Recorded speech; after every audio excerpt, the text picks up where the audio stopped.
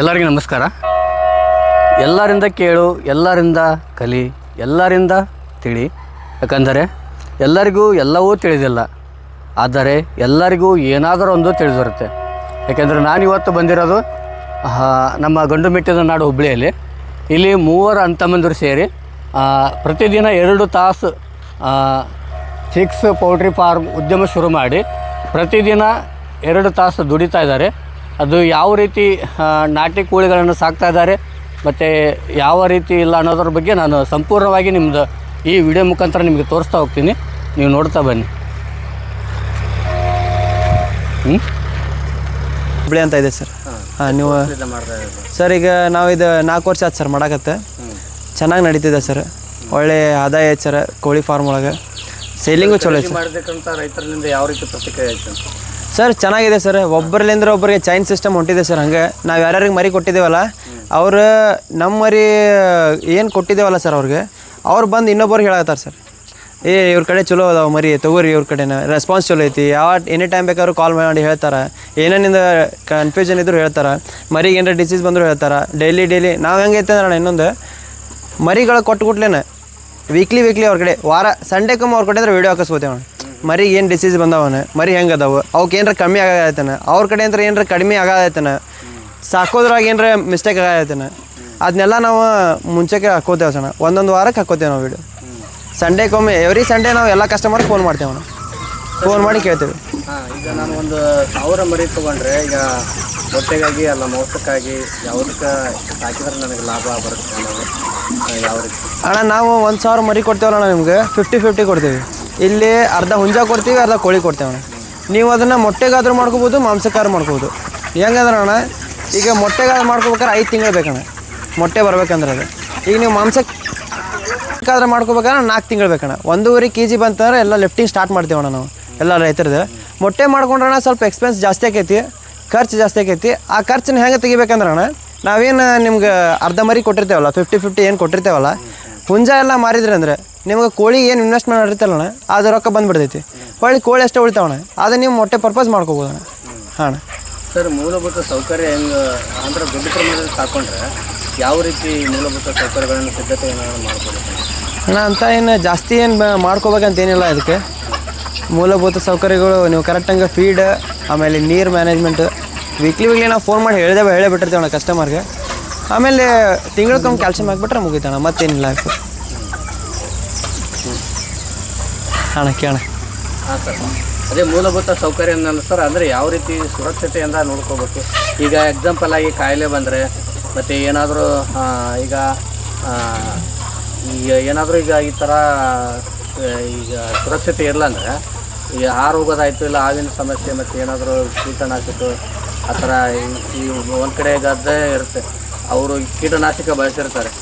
ಒಂದು ವೇಳೆ ಗದ್ದೆಯಲ್ಲಿ ಸಾಕಿದರೆ ಮತ್ತು ಆ ಥರ ಏನಾದರೂ ಅಡ್ಡ ಪರಿಣಾಮ ಬೀರಬಾರ್ದು ಅನ್ನೋದಕ್ಕೋಸ್ಕರ ನಿಮ್ಗೆ ಕೇಳ್ತಾ ಇದ್ದೀನಿ ಅಣ್ಣ. ನಿಮ್ಗೆ ಫಸ್ಟ್ ಒಂದು ಹೇಳ್ತೇನೆ ಅಣ್ಣ, ಸ್ಟಾರ್ಟಿಂಗ್ ನೀವು ಫಾರ್ಮ್ ಒಳಗೆ ಮಾಡ್ತೀರಿ, ಅಲ್ಲೇ ಇಟ್ಟ ಮೇಯಿಸ್ತೀರಪ್ಪ ಅಂತಂದ್ರೆ ಫಾರ್ಮ್ ಒಳಗೆ ಯಾವುದೇ ರೀತಿಯಾದ ಹಸಿ ವಾತಾವರಣ ಇರಬಾರ್ದು ಅಣ್ಣ. ಹಸಿ ಅಂದ್ರೆ ಅದ್ರದ್ದು ಗೊಳಲಿ ಇರ್ತೈತಲ್ಲ, ಹಸಿ ಆಗಬಾರ್ದು. ಅಲ್ಲಿಂತ್ರ ಡಿಸೀಸ್ ಸ್ಟಾರ್ಟ್ ಆಕಾವು. ಒಂದು ಇಲ್ಲಪ್ಪ ನಾವು ಸುರಕ್ಷತೆಯಿಂದ ಕಾಪಾಡೋವಪ್ಪ ಅಂದ್ರೆ ಸರೌಂಡಿಂಗ್ ಮೆಸ್ ಹೊಡಿಬೇಕಣ್ಣ.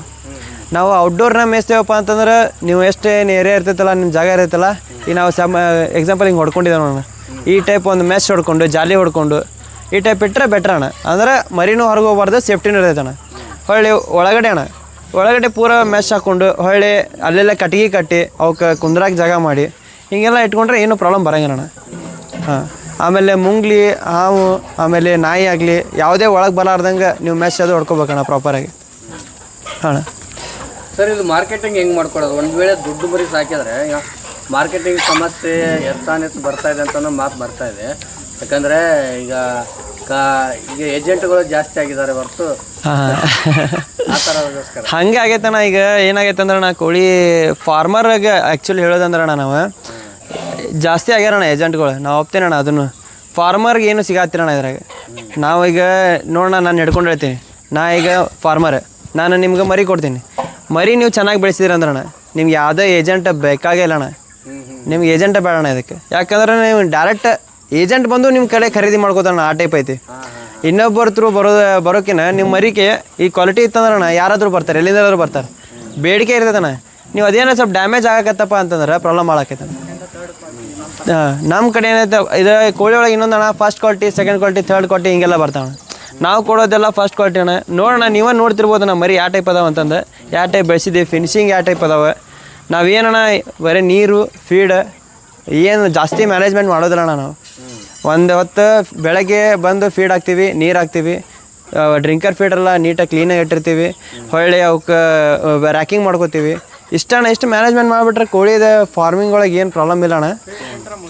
ಫೀಡ್ಕಿನ ನೀವು ಔಟ್ಡೋರ್ನಾಗ ಮಾಡೋದು ಬೆಟ್ರಣ್ಣ. ನೀವು ಮಾತಾಡ ಫೀಡ್ಕಿನ ನೀವು ಹೊರಗಿಂದ ಔಟ್ಡೋರ್ನಾಗ ಮೆಸ್ಸು ಚಲೋ ಅಣ್ಣ. ನೀವು ತರಕಾರಿ ಅದು ಆಗ್ಬೋದು, ಇಲ್ಲ ಹುಲ್ಲು ಆಗ್ಬೋದು, ಹೊರಗೆ ಬಿಟ್ಟರೆ ಭಾಳ ಬೆಟ್ರಣ್ಣ. ಕೋಳಿನ ಚಲೋ ಬರ್ತಾವಣ್ಣ, ಶೈನಿಂಗ್ ಬರ್ತಾವೆ ಮರಿ. ಆಮೇಲೆ ತೊಗೊಳ್ಳೋರು ರೇಟ್ ಜಾಸ್ತಿ ಕೊಟ್ಟು ತೊಗೋತಾರಣ್ಣ ಕೆ ಜಿಗೆ. ತಗೋಣ ಹೆಂಗೆ ಕೇಳ್ತಾಣ ತಡಿ. ಸರ್, ಒಂದು ವೇಳೆ ನಾನು ಒಂದು ಫಸ್ಟ್ ಟೈಮ್, ಯಾಕಂದರೆ ನಾವು ಇದು ಅದ್ರ ಬಗ್ಗೆ ಏನು ತಿಳುವಳಿಕೆನೇ ಇಲ್ಲ. ಹಾಂ, ಈ ಥರ ಯಾವ ಥರ ಮರಿ ಸಾಕ್ಬೇಕಂತ ನೀವು ಅಡ್ವೈಸ್ ಮಾಡ್ತೀರಂತ ನನಗೆ. ಅಣ್ಣ, ಯಾರೇ ಇರಲಿ ಅಣ್ಣ, ಯಾರ ಫಾರ್ಮರ್ ಇರಲಿ, ಯಾರ ರೈತರಿರಲಿ, ನಮ್ಮ ಕಡೆ ಬಂದ್ರಪ್ಪ ಅಂತಂದ್ರೆ, ನಮ್ಮ ಕಡೆ ಕೋಳಿ ಕೇಳಕ್ಕೆ ಬಂದ್ರಪ್ಪ ಅಂತಂದ್ರೆ ಬರ್ರಿ ಅಣ್ಣ. ಫಸ್ಟ್ ಅವ್ರು ನಾವು ಫಾರ್ಮಿಗೆ ಕರಿತೀವಿ. ಮರಿಗಳವ್ರಿಗೆ ಏನೂ ಡಿಫ್ರೆನ್ಸ್ ಗೊತ್ತಾಗೋಣ. ಫಸ್ಟ್ ಕ್ವಾಲಿಟಿ ಮರಿ ಅದು, ಸೆಕೆಂಡ್ ಕ್ವಾಲಿಟಿ ಮರಿ ಅದು, ಥರ್ಡ್ ಕ್ವಾಲಿಟಿ ಮರಿ ಅದು ಅಂತ ಯಾವುದೂ ಗೊತ್ತಾಗೋಣ. ನಾವು ಡೆಮೋ ಕಟ್ಟಿದ್ದೇವಣ್ಣ ಮರಿ. ಫಸ್ಟ್ ನಮ್ಮ ಮರಿ ತೋರಿಸ್ತೇವಣ್ಣ. ಅವು ದೊಡ್ಡ ಆದ್ಮೇಲೆ ಯಾವ ಟೈಪ್ ಕಂತಾವೆ. ಎಲ್ಲ ಮರಿ ಸಣ್ಣವಿದ್ದಾಗ ಸೇಮ್ ಕ್ವಾಲಿಟಿನಾಗ ಅಂತಾವಣ್ಣ. ಹೆಂಗೆ ಬೆಳಿತಾವಣ್ಣ ಮರಿ, ಹಂಗಂಗೆ ಚೇಂಜ್ ಆಗ್ತಾವೆ. ನೋಡೋಣ, ಈಗ ನೋಡ್ತಿರ್ಬೋದು ನೀವು, ಪೂರ ಜವಾರಿ ಕಣ್ಣಾಗ ಕಾಣ್ತಾವೆ ಮರಿ. ಸೋನಾಲಿ ಮರಿ ಅದ್ರ ಫಸ್ಟ್ ಕ್ವಾಲಿಟಿ ಸೋನಾಲಿ ಮರಿ.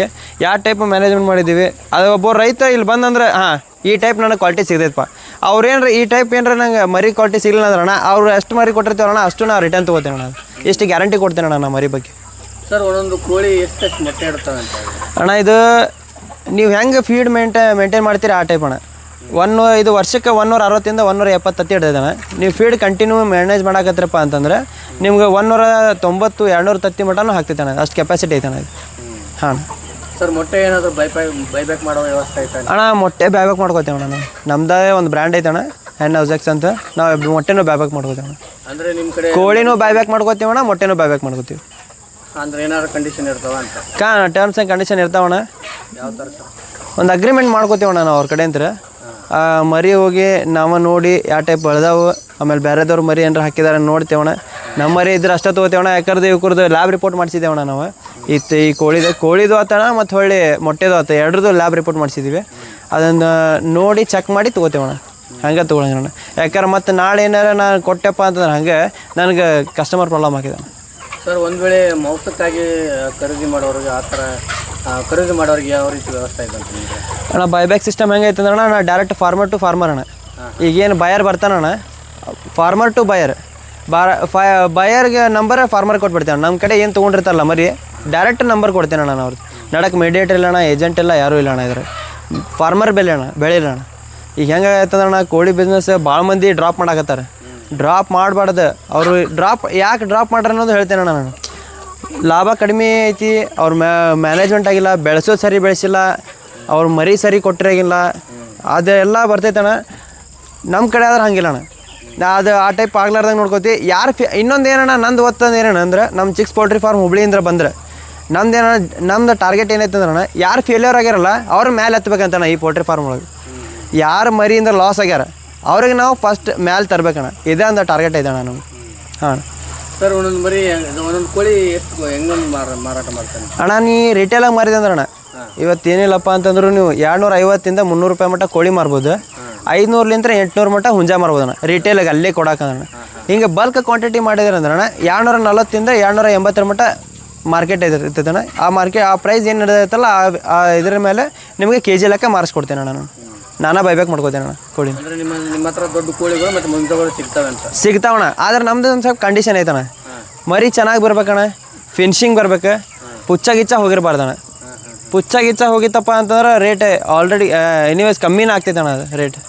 ಹಾಂ ಅಣ್ಣ, 150 180 ಮಟ್ಟ ಇರ್ತೈತೆ ಅಣ್ಣ, ಅಷ್ಟೇ ಅಣ್ಣ. ನಾವು ಪುಚ್ಚ ಹೋಲಾರ್ದಂಗೂ ಹೇಳ್ಕೊಡ್ತೇವಣ್ಣ. ನಮ್ಮ ಕಸ್ಟಮರ್ ಏನು ನನ್ನ ಕಡೆಯಿಂದ ತೊಗೋತಾರಲ್ಲ, ನಾವು ಯಾವ ಟೈಪ್ ಮ್ಯಾನೇಜ್ ಮಾಡ್ಬೇಕೆಲ್ಲ ಹೇಳ್ಕೊಡ್ತೇವಣ್ಣ. ಹಾಂ.